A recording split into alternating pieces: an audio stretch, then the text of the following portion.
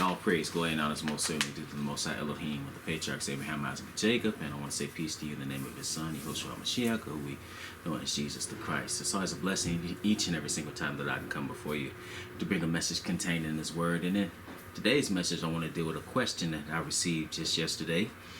I'm going to read it. It says, man, I'm conflicted because we are supposed to do, are we supposed to, or how do we go about respecting our elders even when they are wrong? I lack understanding on this matter.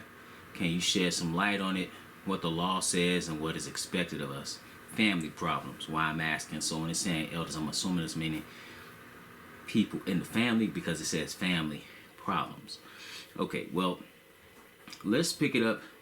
Let's go to the book and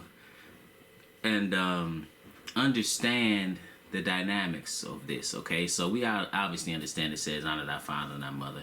You know, the Bible speaks about showing respect to the hoary head, but the question seems to be what is one to do when there's conflict within the family.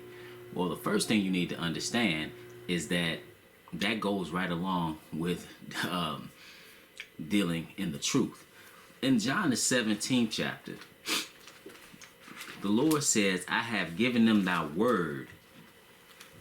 Let's pick it up at John 17 and 14. It says, I have given them thy word, and the world hath hated them, because they are not of the world, even as I am not of the world. He goes on to say, sanctify them through thy truth, thy word is truth. So the word is going to cause some problems. The word has always caused problems. And what the problem is that a believer, one who's going to adhere to the word, is the one that is going to follow the Lord, and it really shows that it can't be done to the one who refuses. It's like somebody in a classroom, a student in the classroom, you got 30 kids and one of them did their homework. And the one that did the homework says, Miss Jenkins, here's the homework that you asked for last night. Everybody else is mad. Why? Because you got one that's going to be obedient. And it's the same thing. See, we think about the world and everybody outside the world, and that's other people outside the home, not realizing that the world could be laying in your bosom. The world could be the one who you are in covenant with. The world could be your own blood. Okay? Just as many of you were in the world at one time. So we're going to go to pick it up. We're going to start in Matthew the 10th chapter in verse 34. You need to understand this is what the Lord said was going to happen. He says, in verse 10 and 34, verse 34 reads, think not that I am come to send peace on earth. I came not to send peace, but a sword. So he came to bring division. Who is he bringing division between? It says, for I am come to set a man at variance against his father, and the daughter against her mother, and the daughter-in-law against her mother-in-law. And a man's foes shall be they of his own household. Your own enemies will be the ones that you are literally related to, your own kin, your own family. Why? Because the word has brought division. Okay, so this is to be expected. You shouldn't expect that you're going to come into the truth and everybody in your family is going to love it. They're going to love you and you're going to live happily ever after. That's not the case. That wasn't even the case with the Messiah. Okay, just to show you that, let's pick it up at John the 7th chapter. John the 7th chapter. And notice what it says here. It says in John the 7th chapter in verse 1. Now this is the Messiah. This is Christ and his family.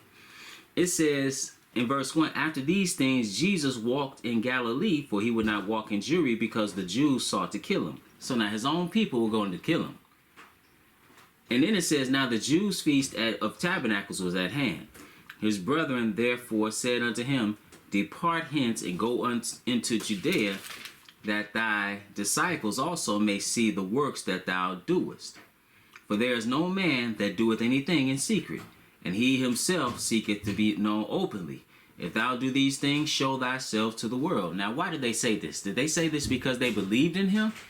Verse 5, it says, for neither did his brethren believe in him. These are his own his literal brothers did not believe in him. Now this is Christ.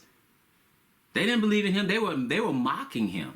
So then it says in verse 6, he had to tell them something. He said, then Jesus said unto them, my time is not yet come. That's why he didn't go up to the Feast of Tabernacles at that time. He eventually did go up, but just not at that specific time because they were trying to kill him.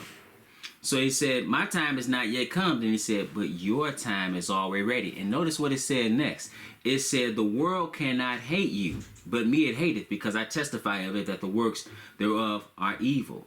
So now he said the world. He said the world cannot hate you. Why can it hate them? Because at that time, they were of the world. This is before even his one brother James, before he was converted. Okay? Did not believe.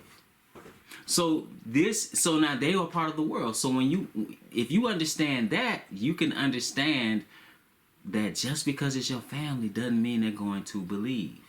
Okay? Let's pick it up. Let's read something further. Let's go to Mark, the 3rd chapter. Mark, the 3rd chapter, and see something else that they said. This is Mark, the 3rd chapter, and we'll pick it up at verse 20. Mark, the 3rd chapter, and verse 20.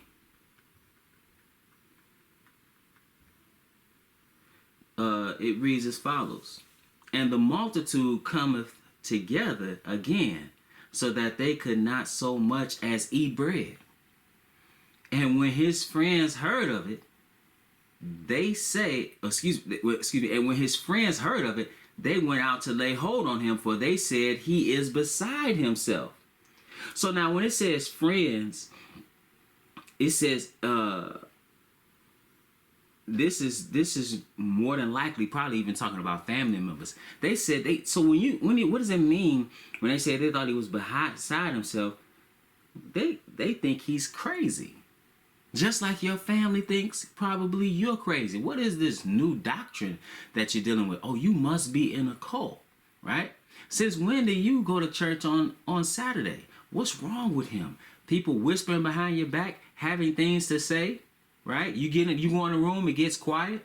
You have conflict with your wife, conflict with your husband, conflict with your kids, conflict with your cousins, conflict with former friends.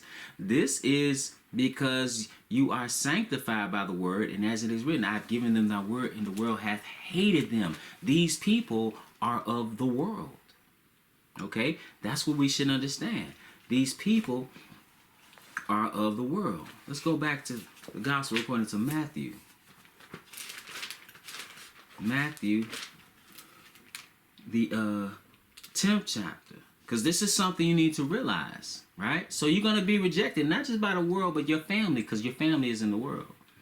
It says in 37, he that loveth father or mother more than me is not worthy of me.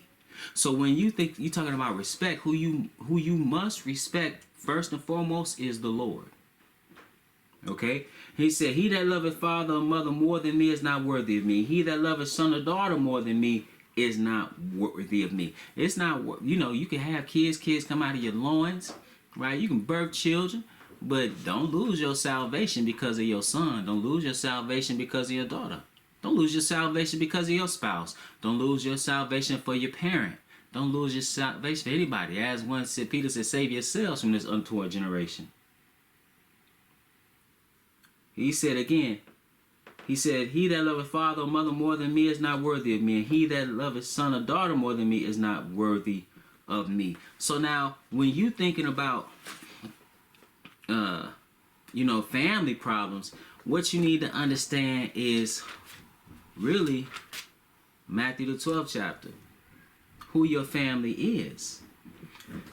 Let's see, and we see these examples with Christ. We know how we are to operate because of Christ. Matthew the 12th chapter and verse 46. It says, while he yet talked to the people, behold, his mother and his brethren stood without, desiring to speak with him. So now they want to speak to the Messiah. Verse 47 says, then one said unto him, behold, thy mother and thy brethren stand without, desiring to speak with thee. In other words, somebody came and told him and said, your people outside. What was his response? So we need to pay attention to this. But he answered and said unto him that told him, who is my mother and who are my brethren? That's a good question. Because you would think, well, the ones outside calling for you, right? No. It says, verse 49, and he stretched forth his hand toward his disciples and said, behold, my mother and my brethren. He said, for whosoever shall do the will of my Father which is in heaven, The same is my brother and sister and mother. See, that's the connect. See, so now what Christ came to do is create actually a new family. So that family may not include, if you're a believer, that family may not include your kinfolk that refused to truly follow him, right? To truly take up, as he said, take up your cross and follow me. To be a disciple of his, truly, your family may not do that, but you do have a brother. Isn't that even what Christ said when he told Mary, go and tell my brother, and I go to my Father and your Father, and to my God and your God. See, it is the oneness and the unity in Christ which binds us and creates a new family. And this family that has been created because of what Christ has done is more significant than even your blood ties, because you're talking about something that is eternal. You're talking about eternity.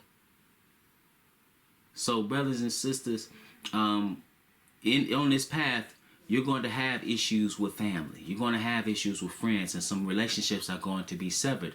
My advice to you is to walk in wisdom, keep the law, and quite frankly, you may need to separate yourself from some people. You know, if you establish your own family in righteousness, I'm talking about even the literal family.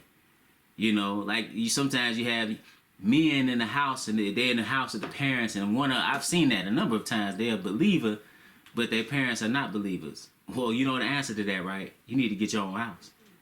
You need to establish your own family, your physical family. Get and deal with a woman, or deal with a man for your woman that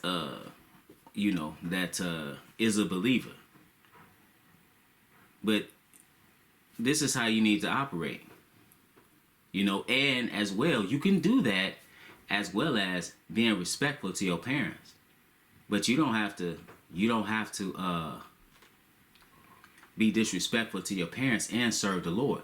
And you shouldn't expect necessarily that they're going to hear it. It could be that they do hear the word, but that doesn't mean that they are going to hear it just because they're your family. You know, don't lose your salvation because of that.